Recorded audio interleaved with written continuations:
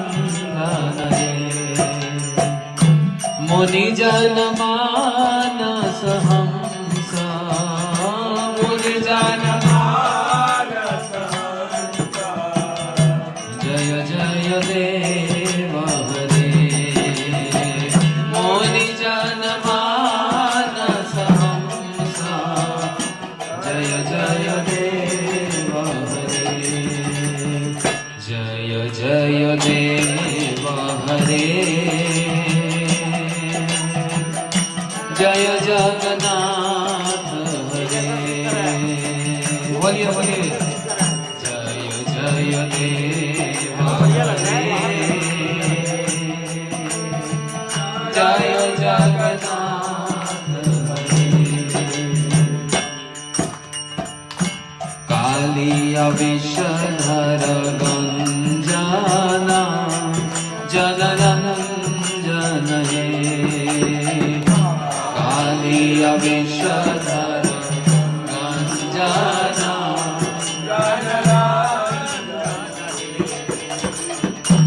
यदुकुल नलिन दिनेश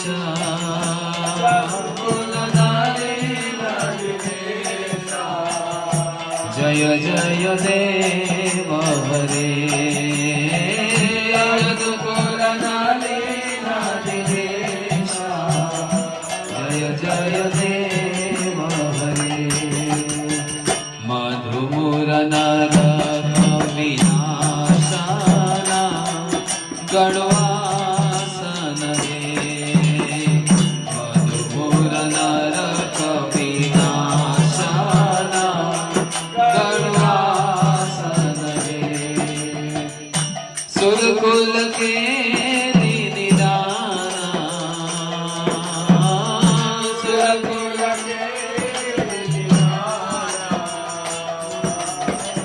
जय जय देव हरे सुरकुल के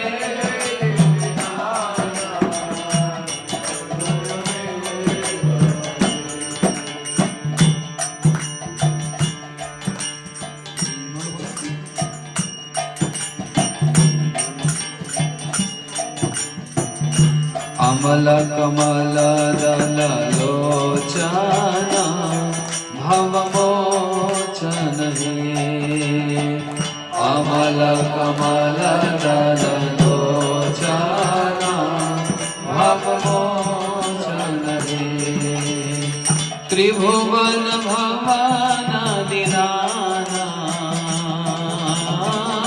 त्रिभुवन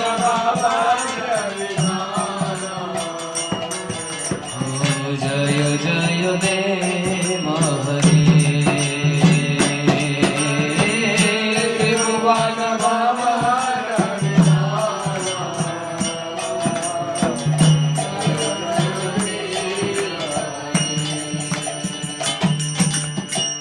जनक सुता कृत भूषण जित दोषण हे जनक सुता कृत भूषण जित दोषण हे समर शमिता दशकन्धा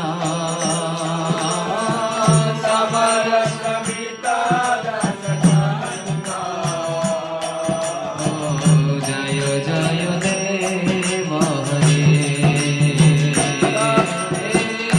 समर शमिता दशकन्धा जय जय देव हरे जय जय देव हरे जय जगन्नाथ हरे जय जय देव हरे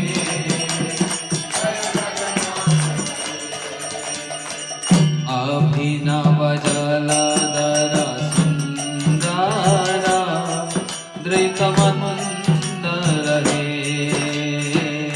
अभिनव जलधर सुंदर दृतमंदर हे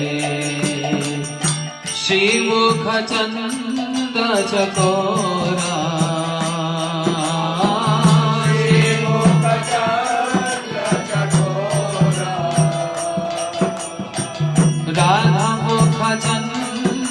चकोरा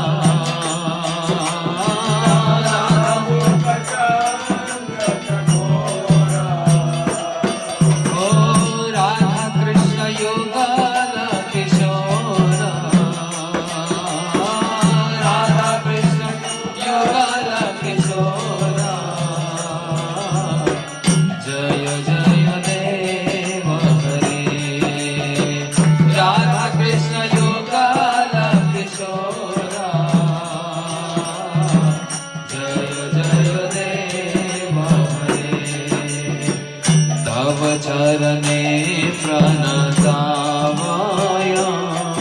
इति भावय हे तव चरणे प्रणतावय इति भावय हे कुरु कुशलं प्रणतेषु कुरु कुशलं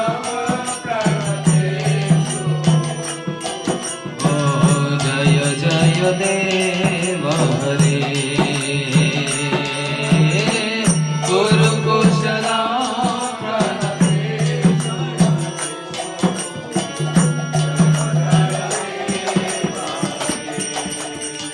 श्री जय देव कवेरिदां कुरुते मुदा श्री जय देव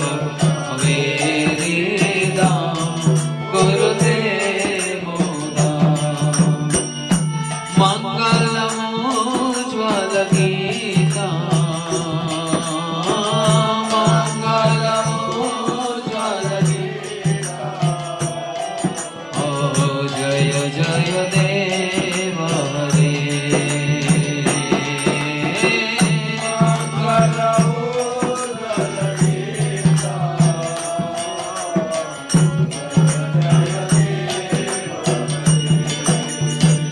जय देव हरे जय जय देव हरे जय जय देव हरे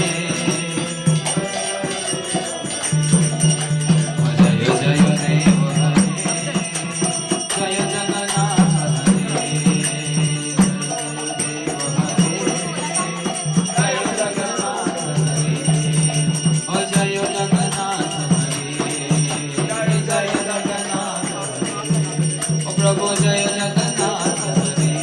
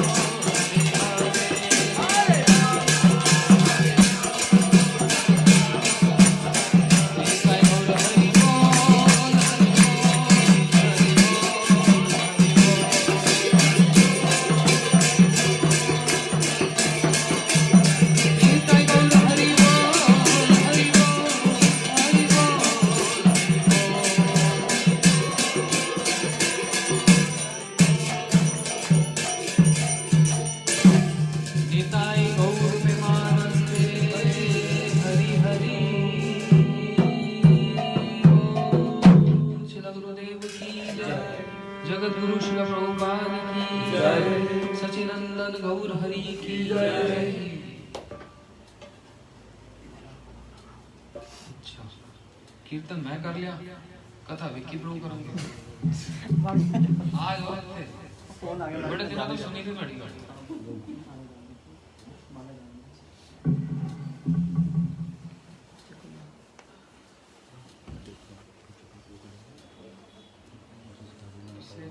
साल पहले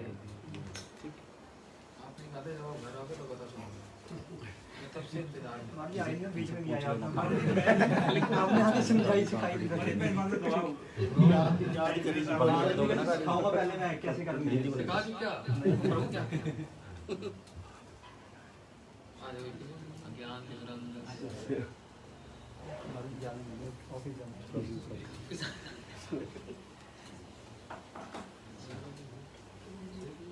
फिर अंजलि दी सुनाएगी। हाँ जी वो तो बहुत सुन लिया ना। बहुत सुन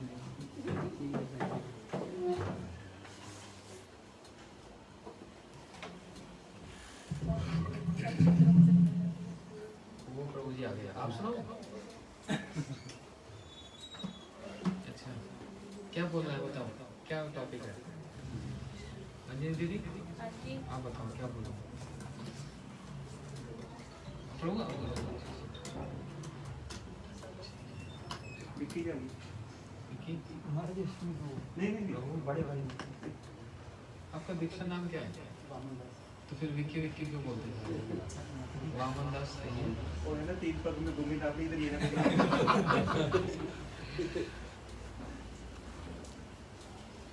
बताओ दीदी। महाराज जी हम सब साधन भजन कर रहे हैं, कोशिश में लगे हुए हैं। हम और अच्छे से कैसे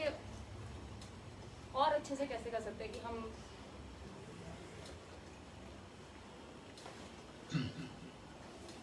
कल विशेष तिथि थी। श्री जगन्नाथ दास बाबा जी महाराज और हमारे परम गुरुदेव नित्य लीला प्रवेश ओम विष्णुपाल श्री श्रीमद भक्ति दयित माधव गोस्वामी महाराज जी की तिरुभाव तिथि के संबंध में कल हम लोगों ने कुछ श्रवण किया था। श्री जगन्नाथ दास बाबा जी महाराज जी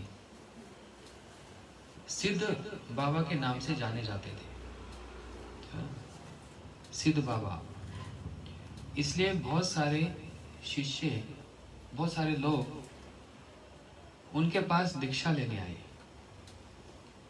शिष्य का स्तर अलग अलग होता है। जैसे हमारे श्री श्रीमद भक्ति वेदांत वामन गोसाई महाराज जी कहते हैं, अपने गुरु भाइयों से कहते थे, तुम्हार चीना भक्ति प्रज्ञान अमार चीना भक्ति प्रज्ञान एक नाई। मतलब तुम्हारा भक्ति प्रज्ञान, अपने गुरु जी का नाम लेकर उनको समझना और मेरा समझना ये एक बात नहीं है। तो शिष्य अपने अपने अधिकार से अपने गुरुदेव को समझता है। गुरु जी अनंत हैं, तो अपने अपने पात्र के अनुसार, अपने अपने अधिकार के अनुसार गुरु को धारण किया जाता है और उनको समझा जाता है और उसी हिसाब से फिर सेवा की जाती है। तो बहुत सारे लोग बाबा जी महाराज के पास सिर्फ इसलिए आते थे कि इनके पास आने मात्र से हमको सिद्धि मिल जाए, साधन करने की आवश्यकता नहीं, हमको बस सिद्धि मिल जाए। सिद्ध महापुरुष हैं, छूने से सिद्धि हो जाएगी, इस लालच से आए। इसलिए शिष्य भी गुरु के पास कभी अपने निज स्वार्थ के लालच से आता है। सभी एक ही भावना से नहीं आते।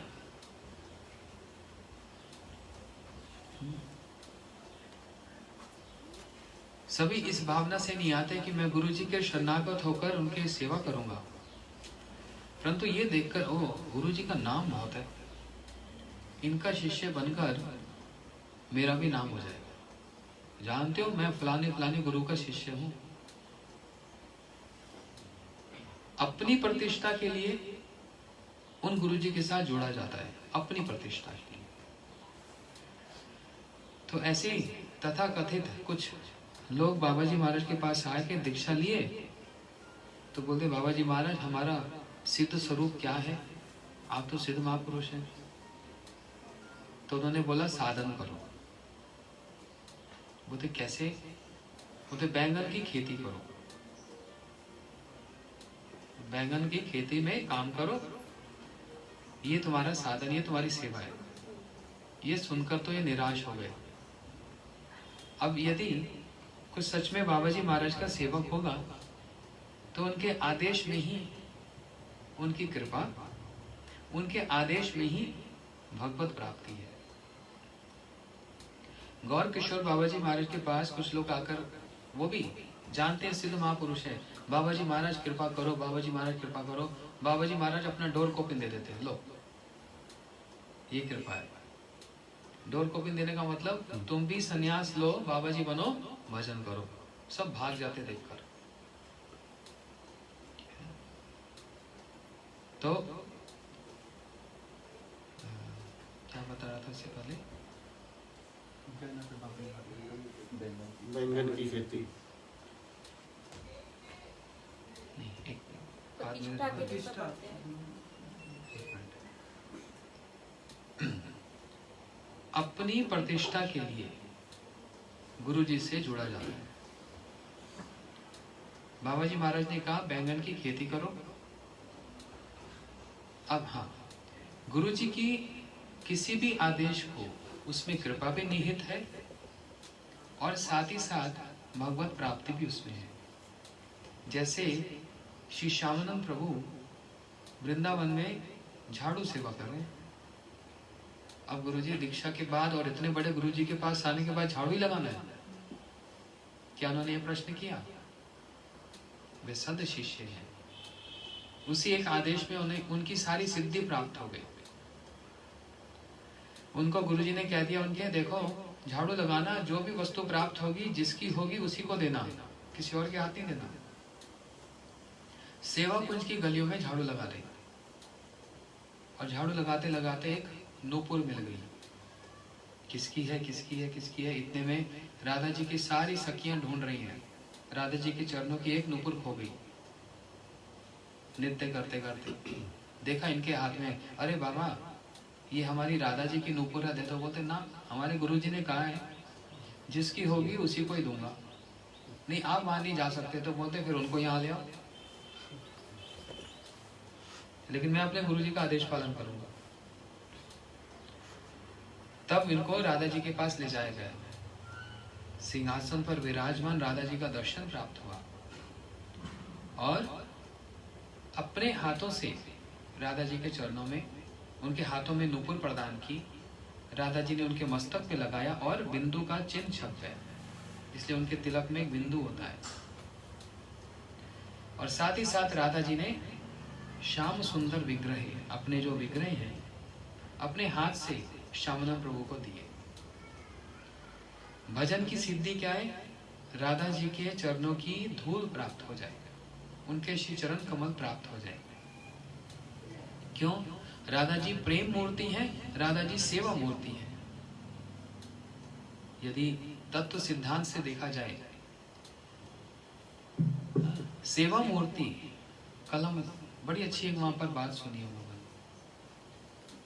कल हम भगवान के सारथी दारूक के संबंध में सुन रहे थे ना? सुना था कल? लाइव में सुना था? नहीं सुना कल? अच्छा, ध्यान से समझना, ये रूप गोस्वामी जी की बात है। राधा जी जब भी श्री कृष्ण का दर्शन करें तो दर्शन करने से ही प्रेम के विकार आ जाए, जिसको कहा जाता है अष्ट सात्विक भाव, जो हम लोगों ने अपने गुरुवर्गों में दर्शन किए। और जब मैं गुरुवर्गों की बात करता हूं तो हमारे समस्त गुरुवर्ग, जब उन्होंने अप्रकट लीला की उससे कुछ दिन महीने पूर्व वो इसी अवस्था में रहे। उसको कहा जाता है जीवंत समाधि। नेत्रों से अश्रु निकलना, मुंह से फैन निकलना, रोमांच होना और मूर्छित अवस्था में पड़े रहना। मैंने अपने गुरु महाराज जी को मैं तो प्रत्यक्ष देखा, 4 महीना उनके साथ रहा। और भी अपने गुरु जी को देखा, श्री भारती महाराज जी को देखा। तो प्राय सभी गुरुवर्ग इसी प्रकार से। ये क्या है? ये कोई साधारण कोई रोग है? दिव्य कलेवर, भगवत पार्षद, ये रोग नहीं है, ना कोई शोक है। परम आनंद, परम सुख का आस्वादन, उसको कहा जाता है जीवंत समाधि। जीवित अवस्था में समाधि है।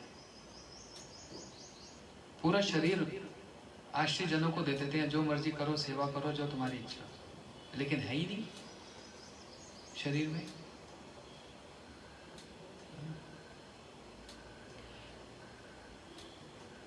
जब राधा जी श्री कृष्ण का दर्शन करें तो सात्विक भाव आना अनिवार्य है, जरूरी है, आएंगे ही आएंगे। तो राधा जी के नेत्रों से जब सबसे पहले सात्विक भाव क्या आता है, अश्रु निकलते हैं, जिसके लिए हम प्रार्थना करते हैं ना, गौरंग बोलीते हबे पुलक शरीरा, हरि हरि बोलीते ना याने बाबेनीरा। कब वो दिन मेरे जीवन में आएगा जब मेरे नेत्रों से अश्रु प्रवाहित होंगे। लेकिन राधा जी को देखने मात्र से अश्रु आ गए। हम इसके लिए तड़प रहे हैं, प्रार्थना कर रहे हैं, लेकिन राधा जी क्या कर रही है, उच्चे अनिंदम आनंदम अरविंद लोचनम। राधा जी उन अश्रुओं को धिक्कार दे रही है। बड़े गहरा बात है, समझना। क्यों? नेत्रों से श्री कृष्ण का दर्शन करने का मतलब भगवान की सेवा करना। तो राधा जी जो कर रही है वो सेवा कर रही है, उस सेवा का आनंद उनको प्राप्त हो रहा है, और साथ ही साथ प्रेम का आनंद प्राप्त हो रहा है। तो कविराज गोस्वामी बोलते हैं, प्रेमानंदे यदि सेवानंद, सेवानंदे यदि प्रेमानंद बाधे, तबे भक्त उच्च स्वरे, ऐसे कुछ है। उच्च स्वर से उस प्रेम के आनंद को भक्त धिक्कार देता है कि अभी तुम क्यों आए जिस समय मैं सेवा कर रहा हूं। राधा जी अपने उन सात्विक भावों को धिक्कार देती हैं, क्यों आई इस समय जब मैं श्री कृष्ण की सेवा कर रही हूं।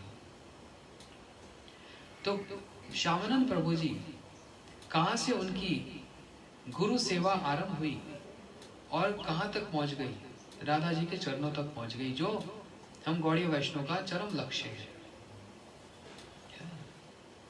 तो झाड़ू सेवा, तो ऐसे कुछ लोग जो बाबा जी महाराज के पास आकर बैंगन की खेती का ये शब्द सुनकर घबरा गए। सिद्ध महापुरुष के पास आकर ये काम बचा हमारे पास, हम सोचे बाबा जी कोई मंत्र देंगे और हम उसी समय क्या हो जाएंगे, एक गोपी बन जाएंगे, सेवा करेंगे।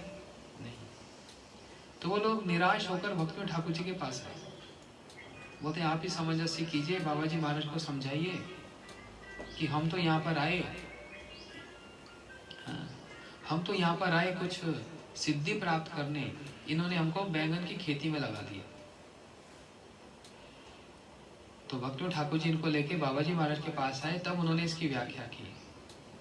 बोलते हैं अभी संस्कार तो पुष्ट हो, साधन तो करो, बैंगन की खेती करके पहले वैष्णव सेवा हो, महाप्रभु जी की सेवा हो, अधिकार अपने आप प्राप्त होगा। फर्स्ट डिजर्व देन डिजायर, पहले डिजर्व तो करो, अधिकार प्राप्त तो करो। वो कैसे होगा? अधिकारी लोग अधिकार देंगे। अधिकारी कौन है? वो थे हमारे गुरुजन। इसलिए श्री जीव गोस्वामी जी ने अपने संदर्भों में एक बड़ी सुंदर बात कही, एक श्लोक का, और वो श्लोक उन्होंने भगवान के लिए कहा, लेकिन भगवान और गुरु जी दोनों के लिए ये लगता है। कहते हैं गुरु जी की, हम कहते हैं ना गुरु जी कृपा करो, हे भगवान दया करो, कृपा करो, है ना।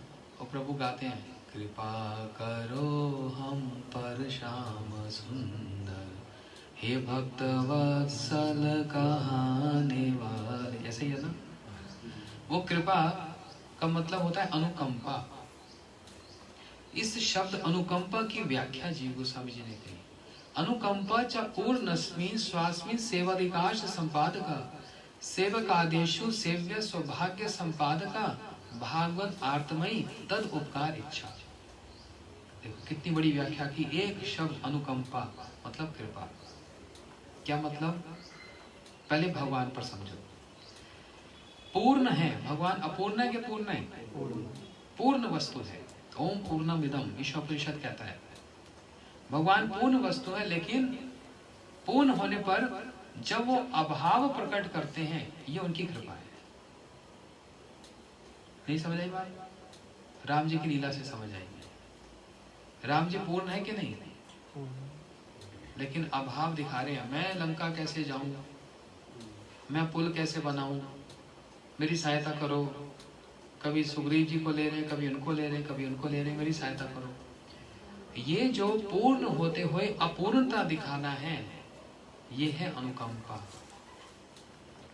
यदि भगवान सब समय, उनकी जो योग माया शक्ति उनको सब समय ये बताती रहेगी कि आप पूर्ण भगवान हो, तो ना जगत का मंगल होने वाला है और ना उनके परिकरों को सेवा सुख मिलेगा। देखो, बड़ी बहुत ऊंची बात है। योग माया शक्ति जी ऐसी है जिनको भगवान ने स्वयं अपनी लीला का रिमोट उनके हाथ में दे रखा है।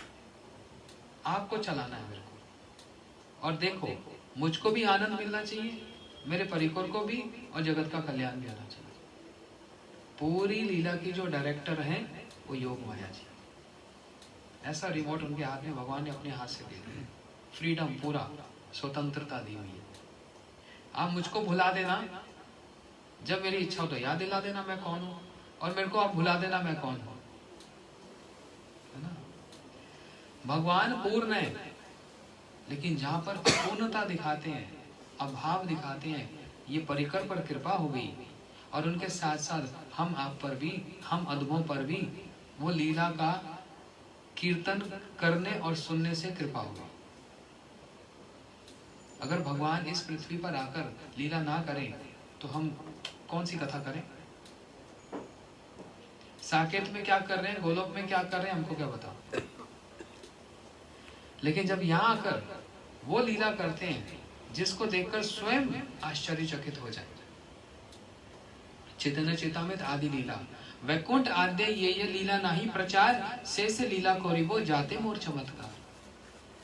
भगवान कहते हैं वैकुंठ आद्य, मतलब वैकुंठ और गोलोक में भी जो जो लीला मैं कभी करता नहीं हूँ, वो सब लीला मैं यहाँ पर आकर करूंगा।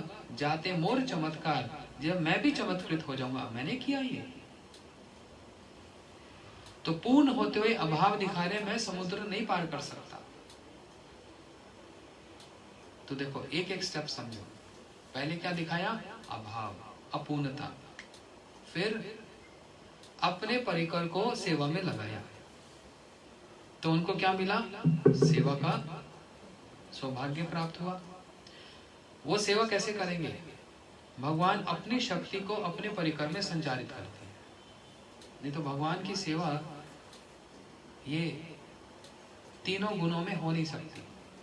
तमोगुण, रजोगुण और सतोगुण में नहीं होती। भगवान की सेवा शुद्ध सत्व में होती है, जबकि भगवान का जो परिकर है वो विशुद्ध सत्व है। कोई भी जीव विशुद्ध सत्व नहीं बन सकता। कोई नंद बाबा नहीं बन सकता, कोई राधा रानी नहीं बन सकता।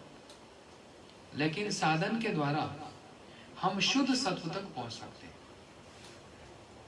वो भी कैसे पहुंचेंगे? हम नहीं पहुंचेंगे, हमको पहुंचाया जाएगा।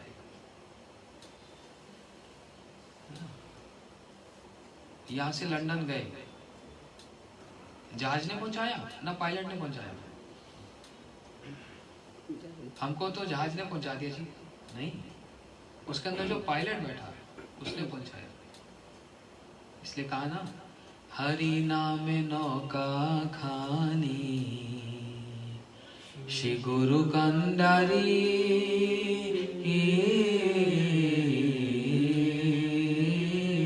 श्री गुरु कंडारी। हरि नाम में नौका खानी। लोचनदास ठाकुर जी कह रहे हैं, हरि नाम नौका है और गुरु जी क्या है? नौका चलाने वाले। कौन सा भजन? थोड़ा के जाबे रे भा,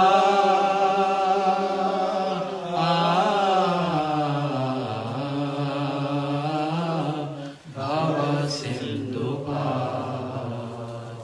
धन्या कली जुगे राचे, तन्यायावतार।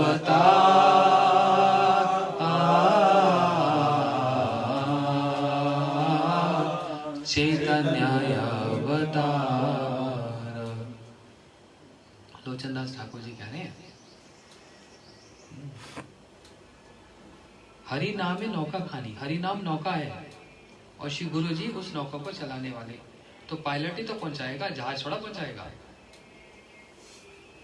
इसी प्रकार अपने परिकर में शक्ति संचारित करना कि मेरी सेवा कर पाए, शुद्ध सत्व में, विशुद्ध सत्व, और परिकर में शक्ति, परिकर को सेवा देना, परिकर में शक्ति संचालित करके उनकी सेवा को ग्रहण करना, सबके अलग अलग पात्रता के अनुसार, भावना के अनुसार उस सेवा को ग्रहण करना, इतना बड़ा रोल है भगवान का।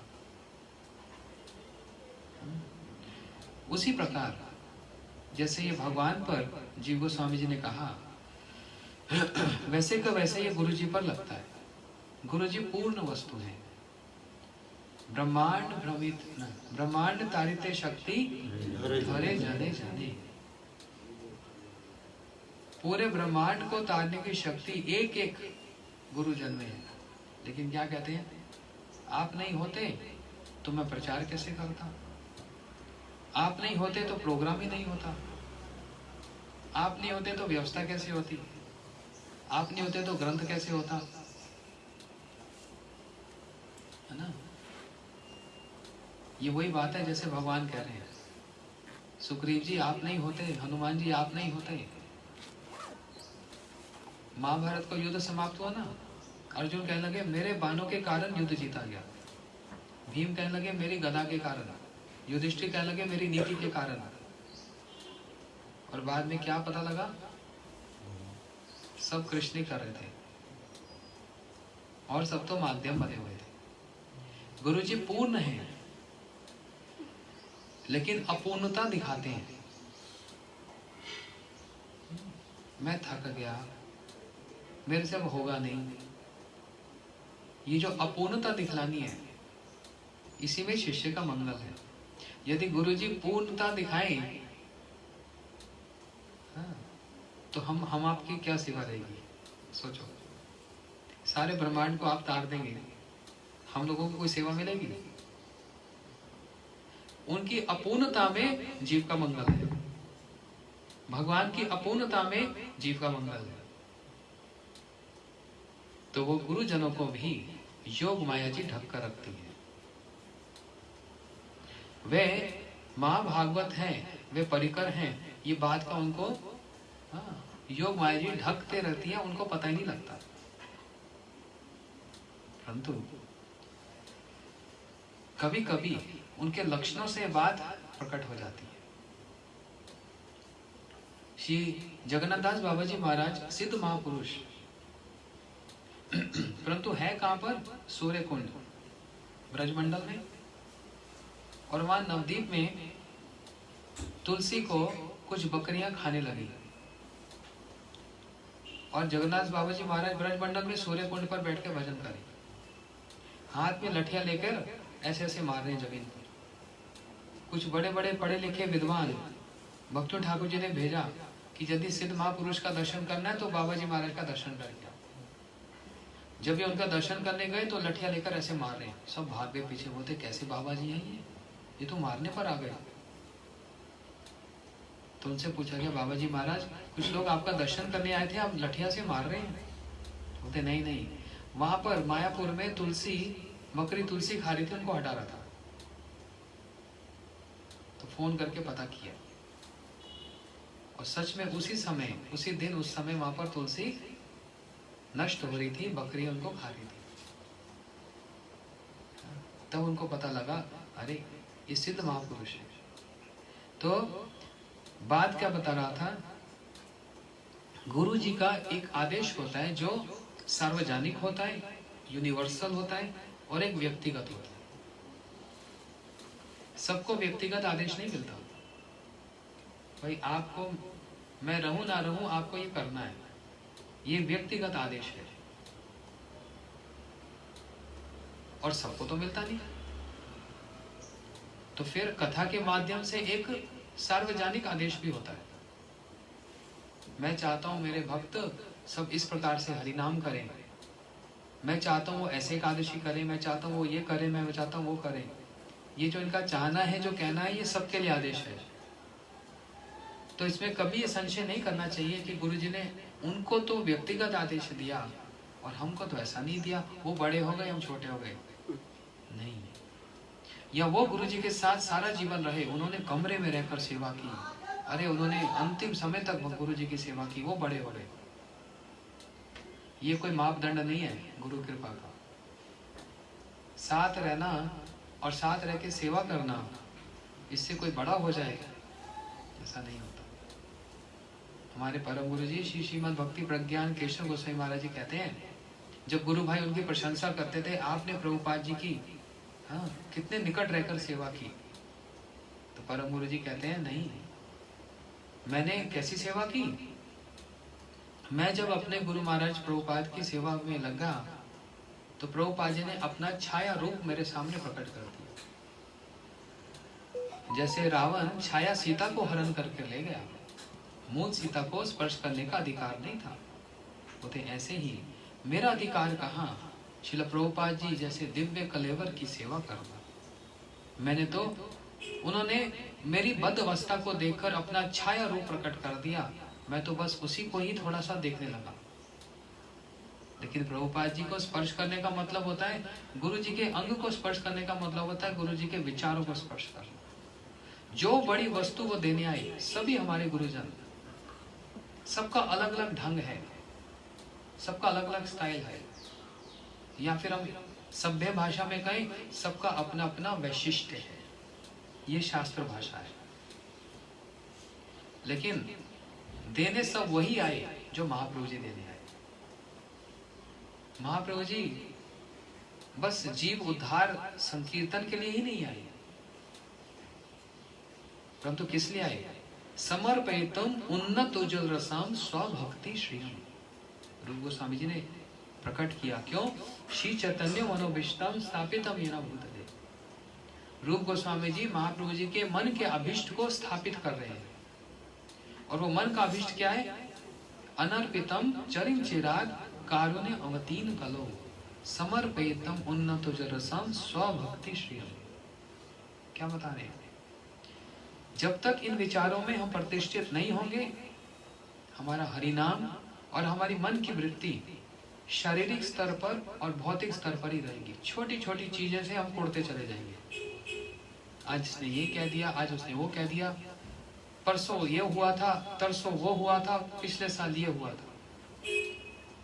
कहने का मतलब, हमने अपना जीवन और अपने साधन का रिमोट किसी के हाथ में दे रखा है। आपने बड़ी अच्छी कथा सुनाई, भागवत सुनकर आनंद आ गया, छाती फूल गई, आहा मेरे जैसा वक्ता नहीं रहा। और बाद में आके किसने कहा, आपने ना वो सिद्धांत गलत बोल दिया, ऐसा था नहीं, मुंह लटक गया। किसी ने अच्छा कह दिया तो प्रसन्न हो गए, किसी ने कुछ गलती दिखा दी तो निराश हो गए। इसका मतलब मैंने अपना रिमोट, अपना व्यक्तिगत जो रिमोट है किसी और के हाथ में दे रखा है। तो मेरा अपना व्यक्तिगत स्टैंड क्या है? और हम इसी चीजों में फंसे हुए हैं। मैं भागवत में 3-4 बार इस बात को बोला, क्योंकि स्वयं अनुभव करता हूं इसका। मैं कोई सिद्ध महापुरुष तो नहीं हूं, एक बद्ध जीव हूं, प्रयास कर रहा हूं, साधन करने का प्रयास ही चल रहा है। तो जो जो ये अनुभूति होती है अपने इर्द गिर्द पता लगती है, इसी में ही मरे रहते हैं। जबकि एक स्तर ऊंचा है, इतना ऊंचा स्तर है जिनको देने के लिए महापुरुष आए हैं। ये हमको बस मंत्र दीक्षा देने ही नहीं आए थे, बस यही तक इनकी कृपा सीमित नहीं है।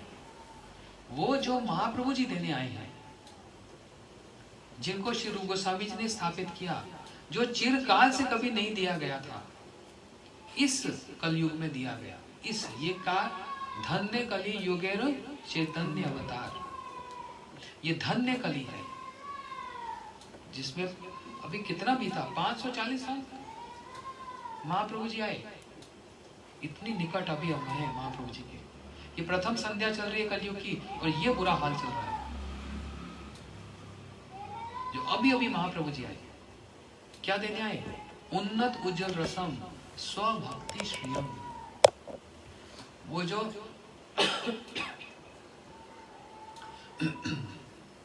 उन्नत जो रस है, वो क्या है उन्नत जो रस?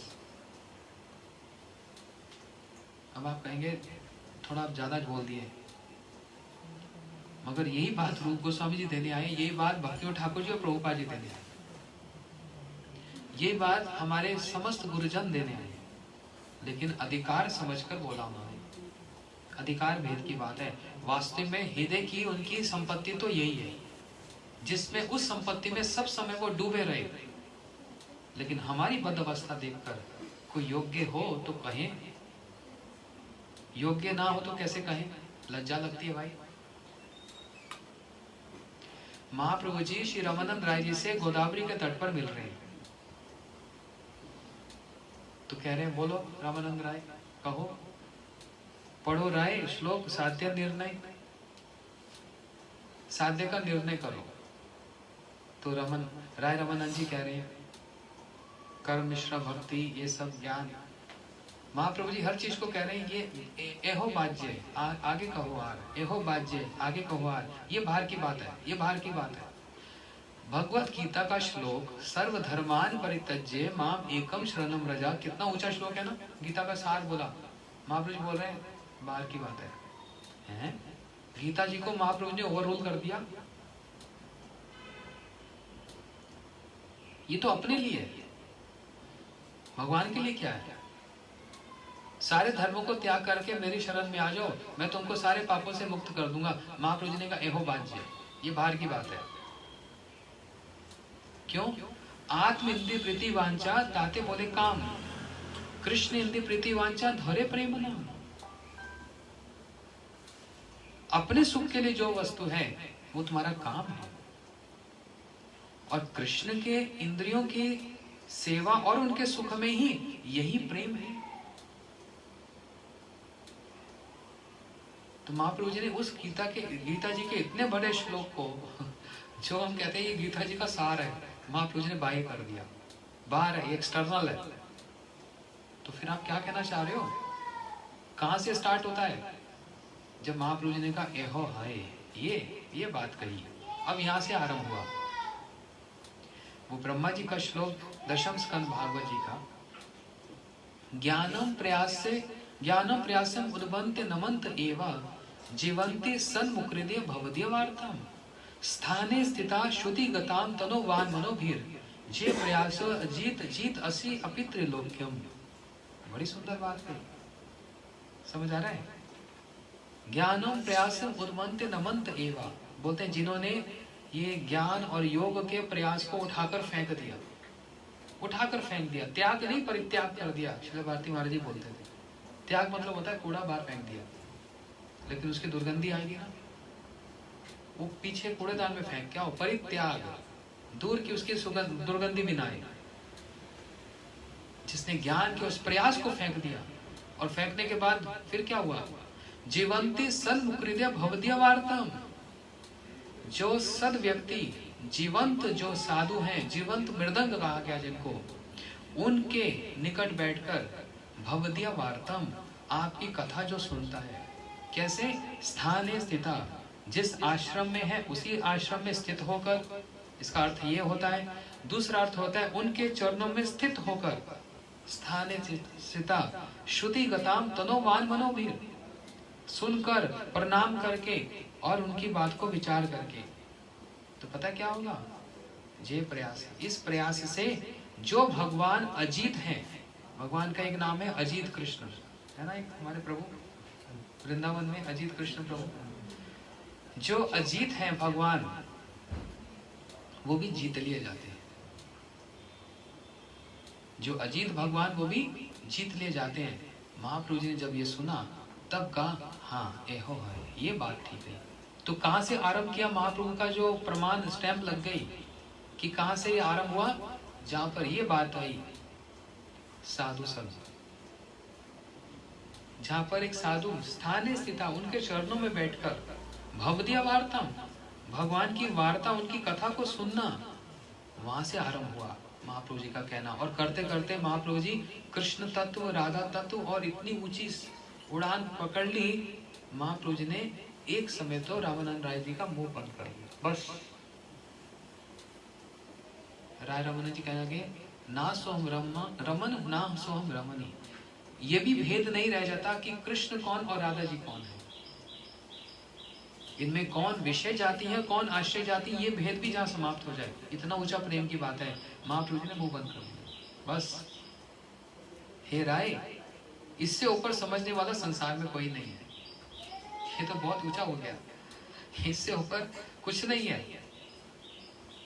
इसलिए हमारे गुरुजन देने तो वही संपत्ति आए, और वही उनकी हृदय की वास्तविक संपत्ति है। मेरे को गुरुजी ने 4 मठ दे दिए, अरे मैंने गुरुजी की संपत्ति दे दी। मेरे को गुरुजी ने ये बना दिया, ये उनकी संपत्ति मैंने ले ली।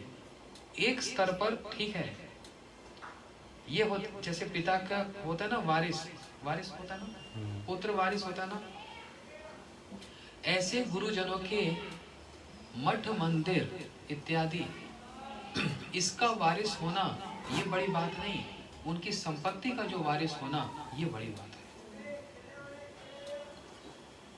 समझ रहे हो?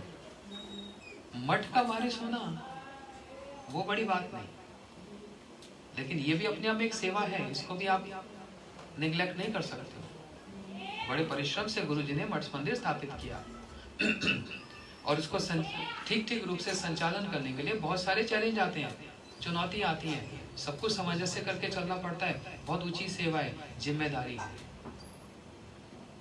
जिम्मेदारी है। इसलिए सेवकों में श्रील भारती महाराज जी की बात, एक होता है वॉलंटियर और एक होता है सेवक। वॉलंटियर क्या? भागवत जी चल रही है, मेरी जिम्मेदारी है रोज मेरे को आसन साफ करना है, फूल माला लानी है, जो आएंगे उनको स्वागत करके बिठाना है, मेरे को फोटो भी खींचनी है, ये मेरी जिम्मेदारी है, मैं उसके लिए उत्तरदायी हूँ, मेरी रिस्पॉन्सिबिलिटी है, I am responsible for that. और एक बीच में कोई भी आ जाए, चलो आज मैं थोड़ा सा कुछ कर देता हूँ, मैं आ ही गया हूँ तो कर ही देता हूँ कुछ। अब आज आप आ गए, आपने कर दिया, कल परसों आप आओ ना हो, आपका भरोसा क्या?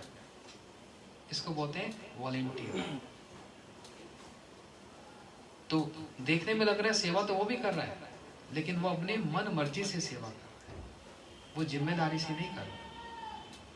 मन मर्जी से सेवा करना और जिम्मेदारी लेकर सेवा करने में बहुत अंतर है। आप जिम्मेदार हो, आप रिस्पॉन्सिबल हो, गालियां भी आपको पड़ेंगी, प्रशंसा भी आपकी ही होगी। तो ना गालियों में निराश होना है, ना प्रशंसा में फूल जाना है। बड़ा चैलेंज आता है जिम्मेदारी लेकर सेवा करना, परंतु वास्तव में उससे भी ऊपर एक स्तर है। मैं तो इसको निगलेक्ट नहीं कर रहा हूँ, ये गुरु जी की संपत्ति है, परंतु उससे भी बड़ी एक संपत्ति है जो वास्तव में उनके हृदय की संपत्ति है। और वो हृदय की संपत्ति वही है जो महाप्रभु जी की है, स्वभक्ति श्रीयम। वह क्या? गोपी भाव, गोपन भाव, अपने साधन को गोपन रखकर। गोपियां करती क्या है? बस ऐसे ही कृष्ण को प्रसन्न करती है, सेवा है वहां 24 घंटा में 24 घंटा सेवा। आत्म इंद्रिय प्रीति वांछा नहीं है, कृष्ण इंद्रिय प्रीति वांछा धरे प्रेम नाम। इनका प्रेम किसने सबसे ऊंचा है? क्योंकि हर प्रकार से श्री कृष्ण को समर्पित है। हमको तो अभी थोड़ा सा कष्ट आ गया, हम सेवा छोड़ देते। जैसे हमने सेवा छोड़ी नहीं, हमारा नाम सेवक से हटकर हो गया वॉलंटियर में। जब मेरी इच्छा होगी मैं करूंगा, जब इच्छा होगी तो नहीं करूंगा। मेरे को सुख मिलेगा तो करूंगा, और अगर मेरे को सुख नहीं मिला तो मैं नहीं करूंगा। मैं वॉलंटियर हो गया, आपकी कैटेगरी अलग हो गई। फिर हमने श्रील भक्ति ठाकुर जी की बात को कैसे विश्वास किया कि तुम्हार सेवाए दुख है जत सही तो परम सुख।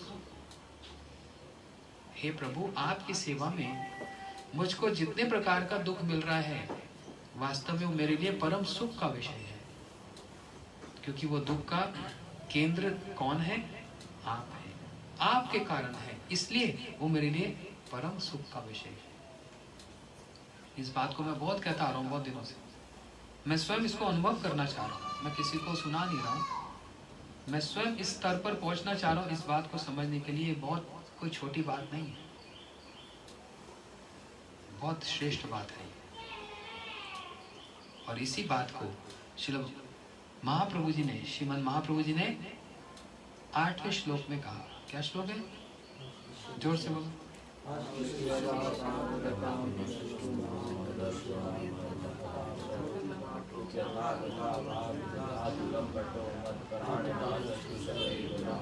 अर्थ बताओ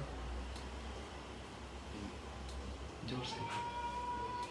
आश्लिष्य वा पादरतां पुनश्चुनामि, कि आप हे कृष्ण, इसमें गोपियाँ का भाव बताया जा रहा है कि कैसे आप हमें किसी भी स्थिति में रखिए, चाहे आप हमारे को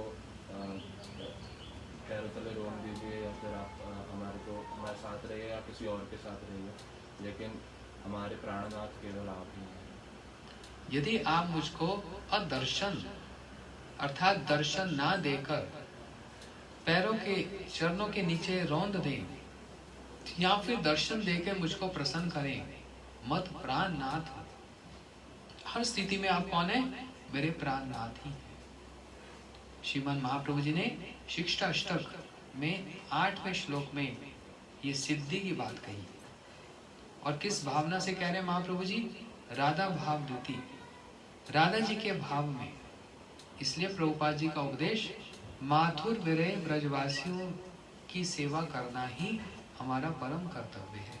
कल हम लोग कुरुक्षेत्र गए थे ना, भक्ति ठाकुर जी ने इच्छा प्रकट की, यदि मैं प्राण त्यागूं तो कुरुक्षेत्र में त्यागूं। अरे आप वहां राधा कुंड में स्वानंद सुविधा कुंज और इधर उधर ब्रज में कहीं प्राण त्यागने की बात कहें, आप कुरुक्षेत्र कहां से आ गए?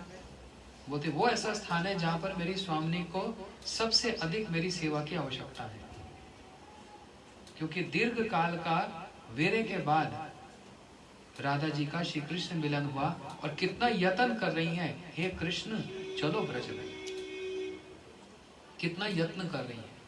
बोलते वहीं पर राधा जी को सबसे अधिक मेरी सेवा की आवश्यकता है। भाव है, सबसे अधिक आवश्यकता है, क्योंकि कृष्ण को लेके जाना है, कोई साधारण व्यक्ति नहीं है, कृष्ण को लेके जाना है, हृदय में बसाकर, हृदय रूपी रथ पर बिठाकर। ये हमारे गुरुजनों की संपत्ति, समस्त हमारे जितने रूपानु गुरु वर्ग हुए सबके हृदय की ये संपत्ति है, परंतु इस संपत्ति को हम बिल्कुल भी छू नहीं पा रहे, बिल्कुल नहीं छू पा रहे। वो संपत्ति गौण होती जा रही है और गौण वस्तु मुख्य होती जा रही है। आज की बीमारी यही है। हाँ, वो मुख्य वस्तु गौण होती जा रही है।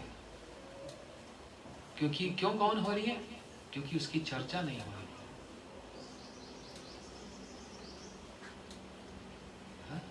उसकी ही चर्चा हो तो अपने आप हृदय में प्रेरणा आती है।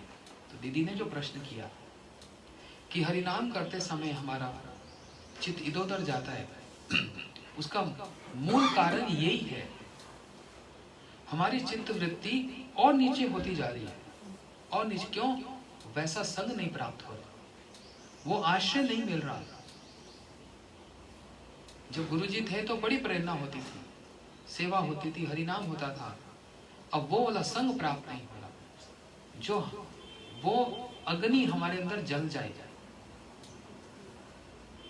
वो अग्नि जल जाए जिस संपत्ति को हमारे गुरुजन देने आए, उस संपत्ति के हम वारिस बन सके। वो कब होगा? जब हम जलेंगे, मतलब वह अग्नि हृदय में जलेगी और उस संपत्ति को प्राप्त करने की लोभ हमारे हृदय में जाग जाएगा। और वो लोभ ही वो भक्ति प्राप्त करने का एकमात्र मूल्य है, और कोई मूल्य है ही नहीं। जन्म कोटि सुकृत न लभ्ये, सीधा सीधा बोल दिया। जन्म जन्म की सुकृतियों से वो लभ्य नहीं, प्राप्त नहीं है।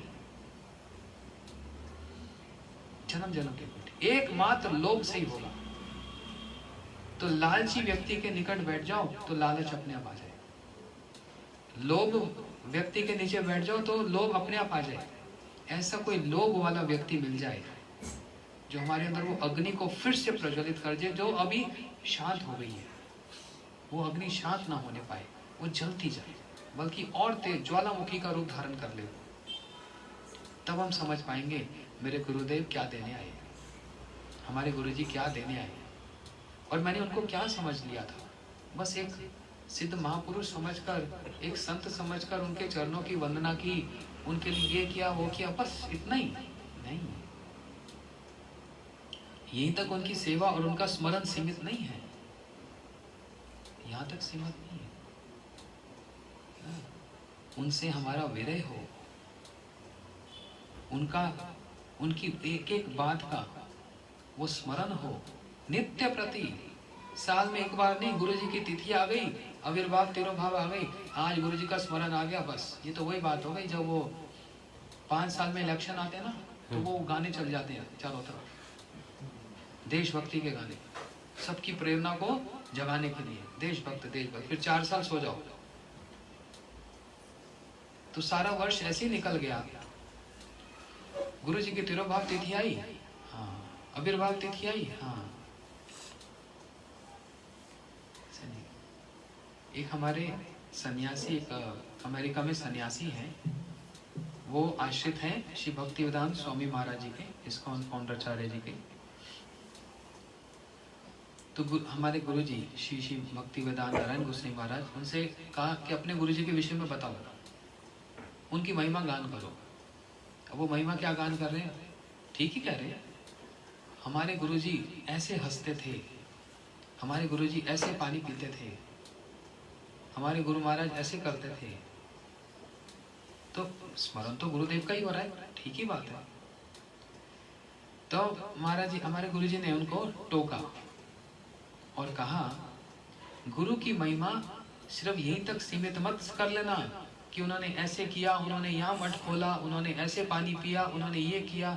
यहाँ तक गुरु की महिमा सीमित नहीं है, इससे बहुत ऊंची है गुरु की महिमा।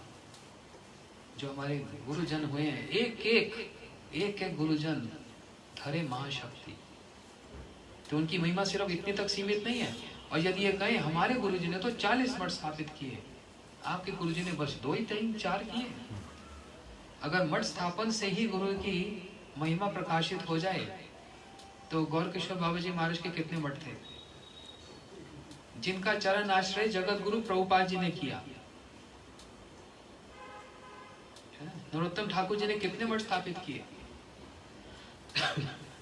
तो मेरे 10,000 शिष्य हो गए और मेरे 100 मठ हो गए, इससे ही अगर मेरी महिमा है, तो ऐसे तो बहुत सारे मायावादी गुरु के भी होते हैं। इस चीज से ऊपर उठना है हमको, विचार करना कि गुरुजी की महिमा बस इतना ही तक सीमित नहीं है कि उन्होंने इतने मठ स्थापित किए और उनके इतने शिष्य थे। ये उनकी वास्तविक संपत्ति क्या है, वो यहीं तक सीमित नहीं है, इससे बहुत ऊंची है। वो प्रेम धन, वहां तक अगर हम पहुंच गए, समझ में, विचार में, वहां तक पहुंच गए, गुरुजी क्यों आए इस जगत में, और ये देने के लिए हमारे पास है। कैसे अपना संबंध उनके साथ में गाढ़ा करूं कि उनका स्मरण करते हुए मेरी आंखों से आंसू तो आए, कम से कम उनसे विरह तो हो जो हम लोग देखते थे। अपने गुरु महाराज जी को देखता था जगन्नाथपुरी में, गुरु महाराज से कोई प्रश्न किया जाता, कोई आकर प्रश्न करते थे ना, गुरु महाराज जी प्रश्न उत्तर देते थे, कथा सुनाते थे, और बस 2 मिनट ही लगते थे। 2 मिनट के बाद प्रभुपाद जी का एक प्रसंग आ जाता था, और बस प्रभुपाद बोलते ही कंठ अवरुद्ध हो जाए, रोने लग जाते थे। प्रभुपाद बोलते ही, फिर उस प्रसंग को बोलते बोलते फिर प्रभुपाद जी का कोई प्रसंग आ जाए, फिर ऐसे करते। श्रीमद् भक्ति वेदांत नारायण गोसाई महाराज जी, इनको देखा कार्तिक महीने में प्रथम दिन परम गुरु जी का आविर्भाव तिथि होती है। तो बस आज जिनकी कृपा से देश विदेश से यहाँ पर सारे भक्त लोग आए, उन मेरे गुरु पाद पद्म नित्य लीला प्रविष्ट ओम विष्णुपाद श्री श्रीमन भक्ति प्रज्ञान, बस केशव गोस्वामी महाराज तो निकलता ही नहीं था, अपनी आंखों से देखा। हर बार ऐसे होता है। गुरु जी आंखें बंद कर लेते, 10 मिनट तक तो साइलेंस हो जाता वहाँ। फिर अपने स्थिति को संभाल कर जब आंख खोलते तो वो आंसू तो जो दबे हुए सब निकल आते हैं। इतने समय के बाद भी ऐसा मेरे श्रील भक्ति उदाहरण त्रिविक्रम महाराज जी को देखा कभी आप लोगों ने? नहीं देखा? देखा श्री त्रिविक्रम महाराज जी? हाँ, उनकी क्या महिमा थी। गुरु जी वाली भूमिका में तो नहीं आए, शिष्य तो नहीं बनाया, लेकिन जरूरी नहीं होता कि जिसने शिष्य बनाए वही गुरु होते हैं। तो क्यों कविराज गोस्वामी ने दीक्षा गुरु और शिक्षा गुरु को एक ही समान माना? दीक्षा गुरु ते जानी कृष्ण स्वरूप, शिक्षा गुरु ते जान क्या अंतर्यामी भक्त श्रेष्ठ यही तो ही रूप। दीक्षा गुरु भगवान के रूप हैं और शिक्षा गुरु उनके स्वरूप हैं। रूप और स्वरूप में क्या भेद है? कोई भेद नहीं। नवदीप परिक्रमा की बात श्रील भक्तिनाथ ठाकुर जी के स्थान पर गोद्रुम द्वीप में जब परिक्रमा गई, 10-15 हजार लोग परिक्रमा में, और उस समय देवानंद गौड़िया मठ से परिक्रमा जाते थे। हम लोग अभी ब्रह्मचारी थे। तो हमारे गुरु जी ने श्रील त्रिविक्रम गोस्वामी महाराज जी को कहा कि आप, क्योंकि वो सीनियर हैं, ज्येष्ठ हैं, आप श्रील भक्तिनाथ ठाकुर जी कुछ महिमा सुनाइए। और माइक लेकर उन्होंने पहले तो अज्ञान तिमिरंधस्य बोला, फिर कहा नमो भक्ति विनोदाय सच्चिदानंद नाम, पर नाम मंत्र बोलकर इतना ही कहा, जिन महापुरुष के चरण कमलों में हम यहाँ उपस्थित हुए हैं, उनका अवदान और उनकी महिमा का यदि हम विचार करें, बस इतना ही बात भाई। उनका जो अवदान, इन महापुरुष का इस जगत में जो अवदान है, उसका यदि विचार करें, उसके बाद बोल नहीं पाए। एक बच्चा जैसे रोता है ना, एक तो होता है कि आंखों से आंसू निकल आए, और एक होता है बच्चा जैसे रोता है, सिसकारियां मारता हूँ।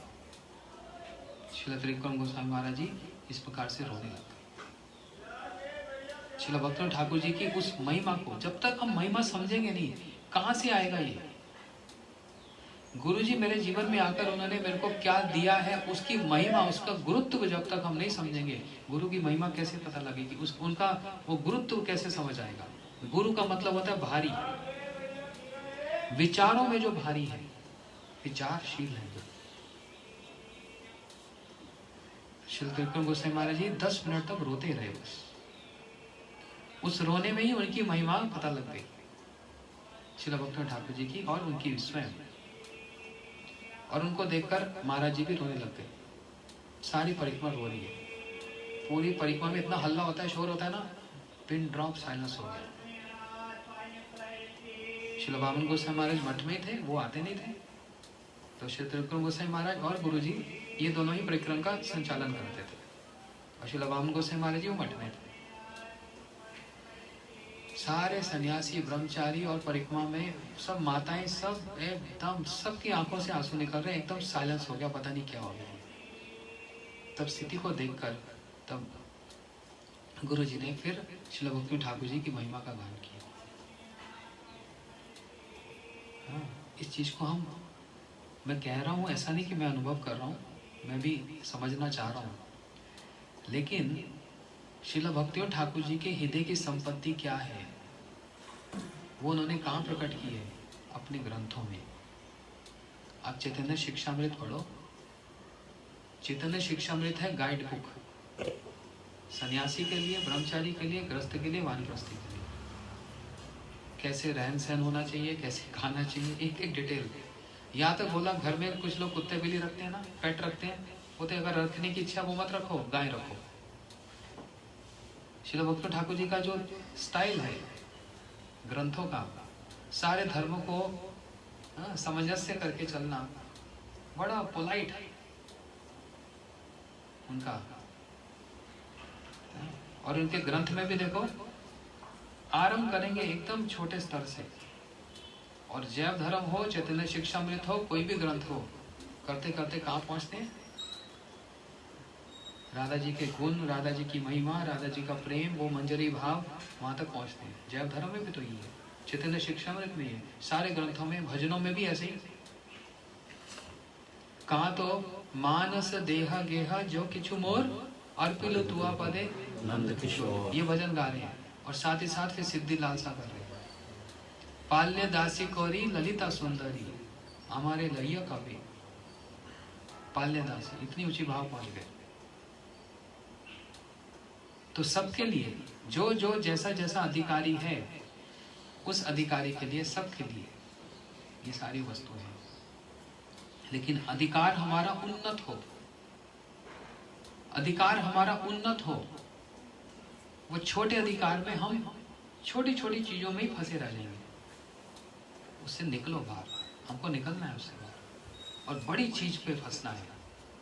जब फंसना ही है तो अब तो मुंह दे ही दिया उखल में, अब तो कब बच नहीं सकते। अब तो अगर कहें भैया ये भक्ति वक्ति छोड़ो, चलो संसार में, मन करेगा नहीं जाएगा। ना उधर मन लगता है ना इधर मन लगता है, बीच तटस्थ शक्ति में तटस्थ बैठे तट पे ही बैठे।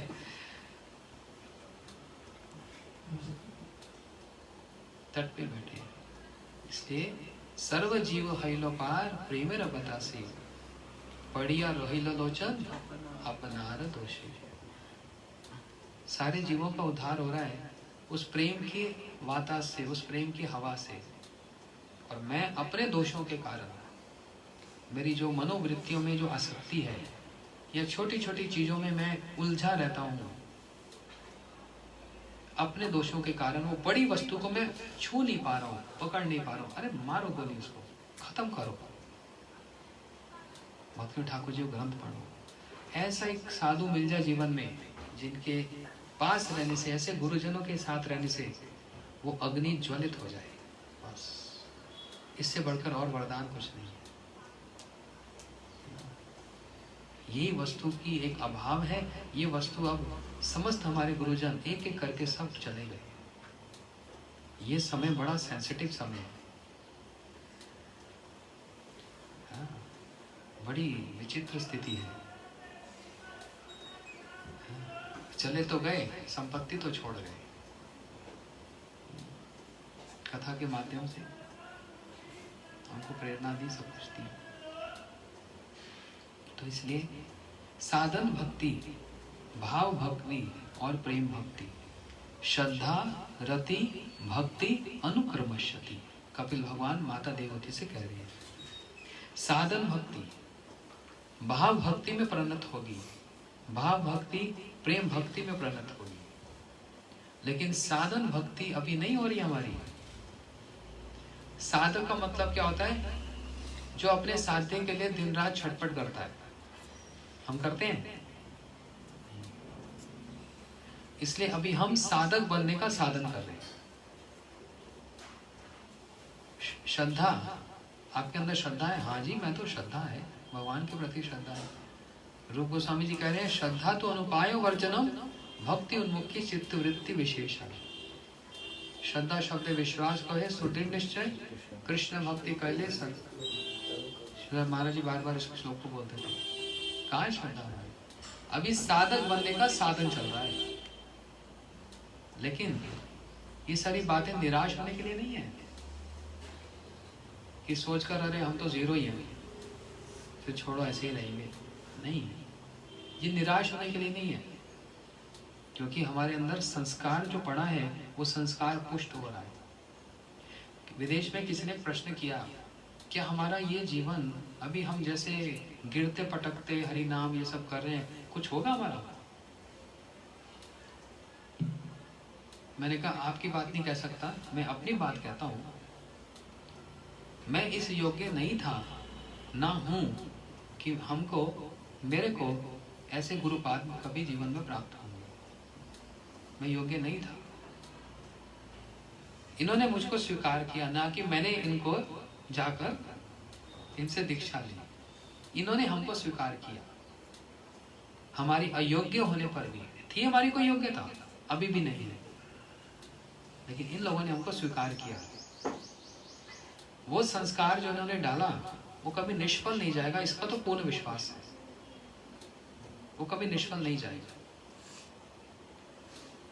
इस जीवन में अगर कुछ भी प्राप्त हो या ना हो और ऐसे चले जाएंगे, तब भी ये वाला जीवन कम से कम व्यर्थ नहीं हुआ, ये जानकर कि इस जीवन में ऐसे गुरुपाद पदम हमको प्राप्त हुए। ये वाला जीवन तो कम से कम इतनी बात में ही सफल रहा। बाकी रही साधन की बात, तो अपनी अपनी योग्यता के अनुसार धीरे धीरे उठक बैठक करते हुए कुछ हो रहा है।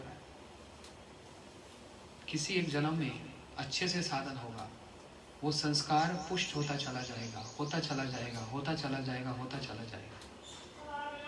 एक दिन हमारे गुरुजी बोल रहे थे 60-70 जन्मों में हो जाएगा तो समझ लेना गुरु की विशेष कृपा हुई है। ये बात बोलकर गुरुजी बोलते थे, मथुरा में जब कथा बोलते थे, कहते हैं सब आकर मेरे से पूछते हैं कब मेरी सिद्धि होगी, कब मेरी सिद्धि होगी, कब मेरी सिद्धि होगी। तो गुरुजी बोलते हैं वो राम जी की लीला में ऋषि 60 राम जी का दर्शन करने के बाद पहले तपस्या में बैठे थे और कौन सा मंत्र जप कर रहे थे? गोपाल मंत्र जप कर रहे थे। त्रेता में। कौन सी त्रेता में? ये वाली त्रेता नहीं, ब्रह्मा जी की 24वीं चतुर्युगी की त्रेता में, ये 28वीं चल रही है। उस समय ऋषि बैठकर गोपाल मंत्र का जाप कर रहे थे। राम जी का दर्शन हो गया, उनके वचन भी सुन लिए, फिर 60,000 वर्ष तक उन्होंने उस गोपाल मंत्र का जप किया। तब कहीं जाकर उनको ब्रज में गोपी देह प्राप्त हुआ। 60,000 वर्ष। तो सामने जो बैठे हुए थे गुरुजी बोलने लगे, भैया तुमको कितने हजार हुए? तुमको कितने हजार हुए? तुमको कितने हुए? 15 साल हुए नहीं, 20 साल हुए नहीं हरिनाम, वो भी ठीक से करते नहीं और सोचते हैं आज ही हम सब प्राप्त कर लें, सब कुछ प्राप्त हो जाएगा हमको आज ही। जन्मों का खेल है। अब ये सुनकर निराशा भी नहीं हो और ये सुनकर उत्साह भी ना आए, अभी जन्मों का खेल है तो ये जन्म कम से कम है ना, हर व्यक्ति अपने हिसाब से ले लेता है। तो चलो थोड़ा सा हो गया, नहीं। उत्साह निश्चय धैर्य तत्त कर्म प्रवर्तनात् संग त्यागो सतो वृत्ते षड्भिर भक्ति प्रसिद्धति। उत्साह, ये रूप गोस्वामी जी कह रहे, मैं नहीं कह रहा। उत्साह, निश्चित और धैर्य। उत्साह भी रहे, निश्चित रूप से होगा और धैर्य धारण करो। फिर कैसे होगा? जिसको भूख लग दिया ना, भक्ति परेशानुभव विरक्ति अन्यत्र एक काल। जब भूख लगी हो ना, जैसे अभी लग रही है, तो क्या प्रसाद पाते हैं? एक उठाया मुंह में डाला, दूसरा उठाया मुंह में डाला, 3 क्रिया एक साथ होती है। क्या? भक्ति मतलब साधन, परेशानुभव नहीं, वो बाद में बताता हूँ। जब खाया तुष्टि पुष्टि खुद पाए तो भाषण, शरीर को तुष्टि भी हो रही है, शरीर पुष्ट भी हो रहा है और भूख भी शांत होती जा रही है। ऐसे भक्ति करने पर, साधन करने पर भक्ति भी हो रही है, भगवान का अनुभव भी हो रहा है और साथ साथ विरक्ति भी हो रही है। इसमें से एक चीज गड़बड़ हो तो कुछ गड़बड़ है।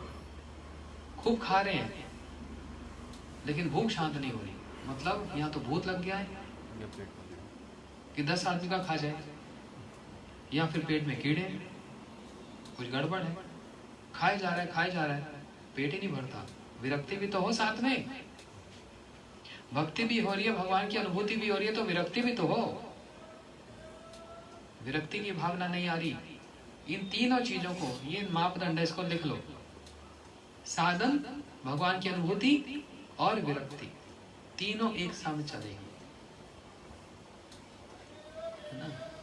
इसी से हम अपने आप को जज कर सकते हैं, अपने आप को, कि मेरा कितना साधन है, कितनी मेरी भक्ति है और कितनी मेरी गुरुजनों के चरणों में अनुरक्ति है और संसार से विरक्ति है। बस गौर प्रेमानंदे। विक्की प्रभु का नाम विरक्ति दास। ये पूरे विरक्त हैं संसार से, तो कुछ लेना देना नहीं।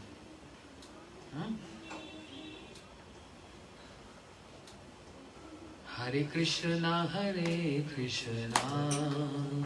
कृष्णा कृष्णा हरे हरे, हरे राम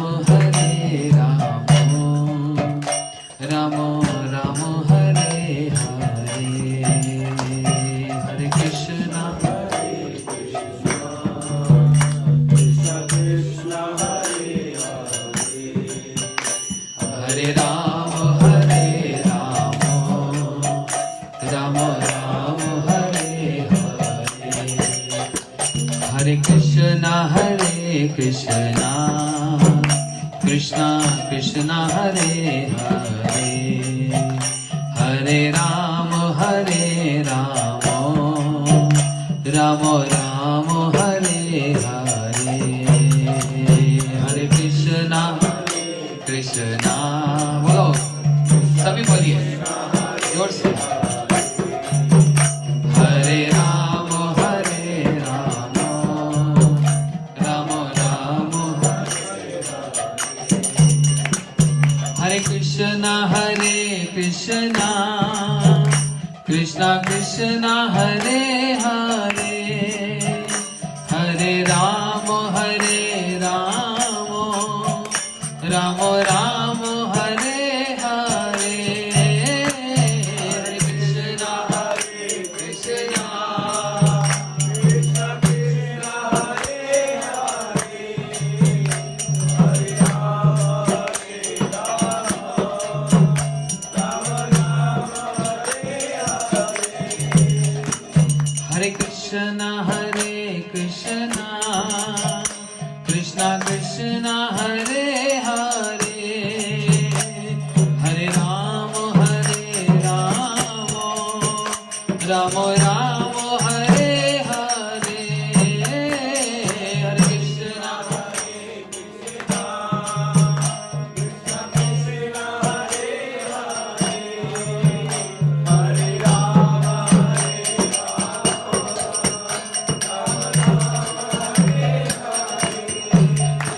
हरे कृष्णा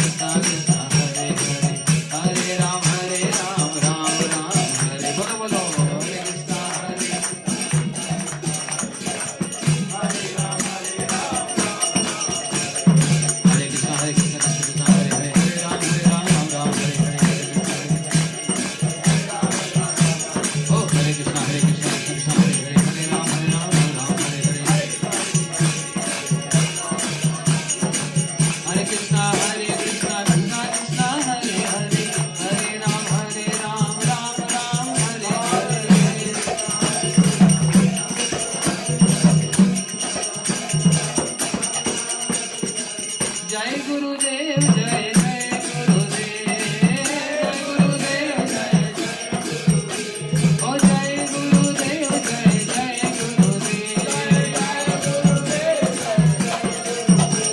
ओ जय प्रभुपाद जय जय प्रभुपाद ओ पतित पावन जय प्रभुपाद हरि बोल गौर हरि हरि बोल ओ हरि बोल गौर हरि हरि बोल हरि बोल गौर हरि हरि बोल हरि बोल ओ हरि बोल गौर हरि हरि बोल ओ हरि हरि हरि हरि हरि हरि हरि बोल हरि हरि हरि बोल ओ हरि हरि हरि हरि हरि हरि हरि बोल हरि बोल ओ हरि बोल सभी बोलो ओ हरि बोल